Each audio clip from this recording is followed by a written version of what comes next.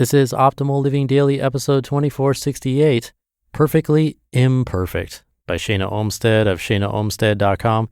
And I'm Justin Malik, your personal narrator, reading to you every single day of the year with permission from the authors.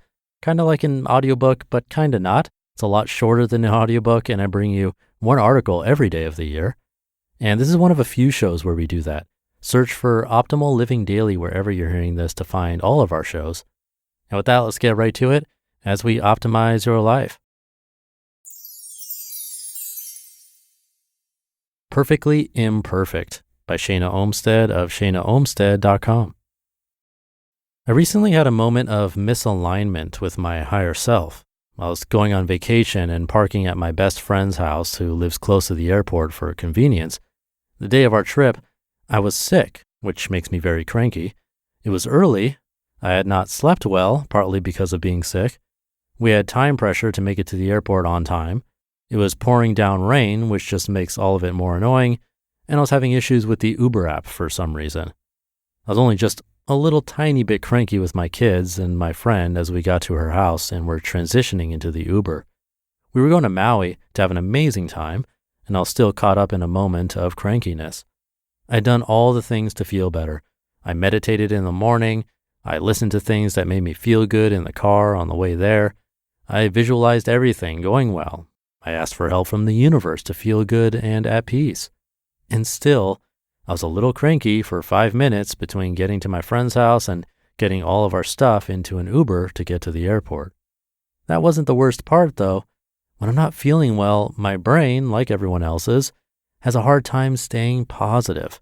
I'm also very sensitive in all ways, so I can really feel it very intensely when something is off in my body and mind. This made it harder for me to let go of the really very tiny and short and mild cranky moment I had.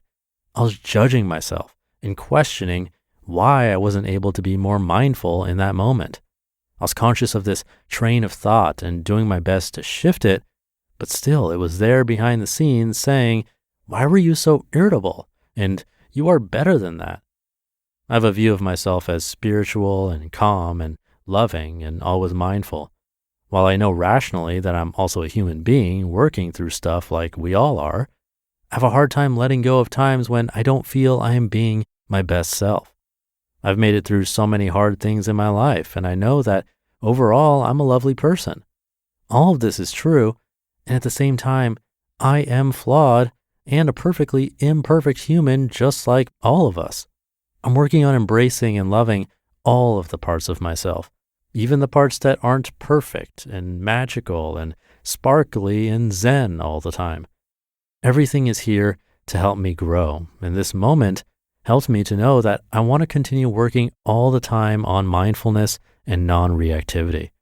I want to remember in every moment that I am doing the best I can. The judgment I had of myself in that moment was the thing that made it hard to let go of. As I grow in my self-love, I accept that yes, I do have irritable moments now and then, and guess what? That's okay. Everyone, including therapists, spiritual teachers, and self-help gurus, are also humans that are working on themselves. If I can just let these moments pass through me, they move through quickly. The judgment is just like adding fuel to a fire, expanding and making it big when it doesn't need to be any bigger than a little passing spark. The sooner I can let go of criticizing myself for not being perfect, the more quickly I can come back into alignment with my true self. Some practices that helped me to let go of the judgment, it didn't take long, this whole thing happened in maybe 30 minutes or less, were this. Number 1, coming back to my body. As soon as I was able, in the Uber on the way to the airport, I connected back to my body by slowing down my breath using the piece that begins with meditation. I took a slow, deep breath, using the fingers on my right hand and touching them to my thumb for each word. Peace, inhale, exhale. Begins, inhale, exhale. With, inhale, exhale. Me, inhale, exhale. I repeated this for 2 to 3 minutes until I felt my body relax. Number 2, bringing in the love. I then continued the slow, deep breaths while placing my hand on my heart and feeling love and appreciation for myself from the universe. I visualized white sparkly light coming down from the heavens and surrounding me with beautiful, loving energy. I did this for maybe 1 to 2 minutes and felt my energetic vibration increase. Number 3, I reminded myself of the truth. Our brains don't understand the truth if we're still feeling triggered in the fight or flight response. So it's very important to calm yourself down before you try to shift your thoughts.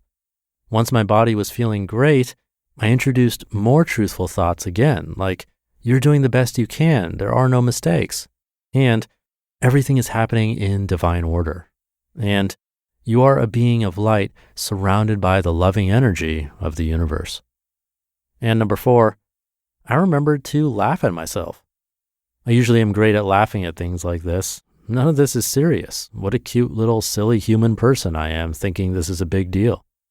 I recently sucked my hair into the vacuum cleaner attachment, the horror, and after I screamed and turned it off, I just couldn't stop laughing about it as I untangled my hair from the machine.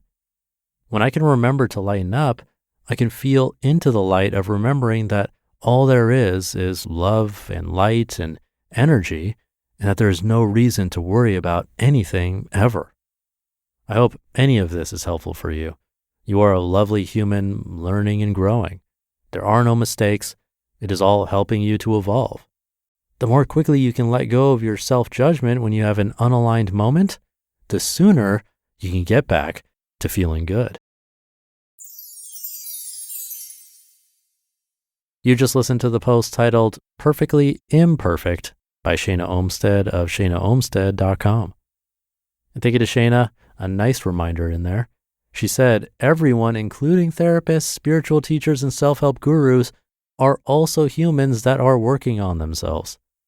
Sometimes it's easy to look into someone else's life, especially someone with a large online presence who is in this space of personal development or coaching or spirituality, gurus as she called them, and it looks like their life is perfect as we peer in through the window. It's nice and neat, no clutter, either literal or metaphorical. All of their pictures on Instagram are super happy and seem to be happening daily. Maybe you even get that impression from me because usually when I'm recording, I'm in a good headspace. But it's all curated. Those pictures that are posted aren't necessarily from that same day, even if they release one a day. Even me recording this. Not to spoil the fun, but I didn't actually record this the day you're hearing it. It was sometime before, and that allows me to have days in between that aren't the best or where I don't feel well, which, as Shana said, is totally okay. And I'd argue actually important to have. We need those down days to appreciate and understand the ups. Now, how we react in those cases, how we treat others during those times, that's very important.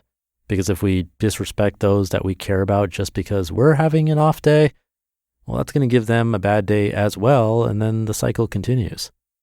That's a little bit off topic from the article, but just something I wanted to mention. Even when we're not in the best place, it's really important to consider everyone else. And with that, have a great rest of your day, and I'll be back tomorrow, where your optimal life awaits.